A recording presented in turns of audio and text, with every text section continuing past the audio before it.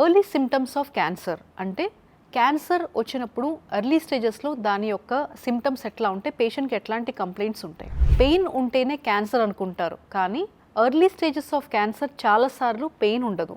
చాలామంది ఇగ్నోర్ చేసే సిమ్టమ్స్ ఏంటంటే మన బాడీలో తెలియకుండానే వెయిట్ లాస్ ఎక్కువ అవుతున్నా, చాలా ఎక్కువ కాఫ్ కంటిన్యూస్గా ఉన్నా, కొత్తగా వచ్చిన బాడీలో కొత్తగా కొన్ని గడ్డలు, అది రొమ్ములో అవ్వచ్చు, స్కిన్లో అవ్వచ్చు, మజిల్లో అవ్వచ్చు, బాడీలో ఎక్కడైనా కొత్త గడ్డలు వచ్చినా, లేకపోతే బ్లీడింగ్, మీకు మోషన్ దగ్గరని బ్లీడింగ్ అవ్వచ్చు, లేకపోతే ఆడవాళ్ళకి పీరియడ్స్ కొంచెం ఎక్కువ రావచ్చు, పీరియడ్స్ ఆగిపోయిన తర్వాత మళ్ళీ పీరియడ్స్ వచ్చిన బ్లీడింగ్ రావచ్చు, లేకపోతే భర్తతో కలిసిన తర్వాత బ్లీడింగ్ అవ్వచ్చు. ఇలాంటివి చూసుకోవాలి.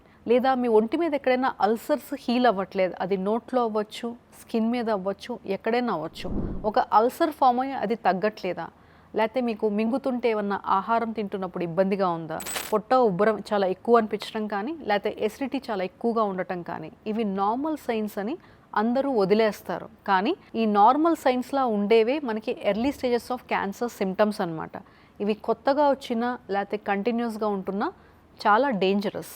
ఎర్లీగా డిటెక్ట్ చేస్తే ట్రీట్మెంట్ సక్సెస్ 90% వరకు పెరుగుతుంది. సైన్స్ కనిపించినప్పుడు ఇగ్నోర్ చేయవద్దు, తొందరగా టెస్ట్ చేసుకోండి, ఒక నమ్మిన డాక్టర్ దగ్గరికి వెళ్ళండి అండ్ తొందరగా ట్రీట్ చేసుకోండి.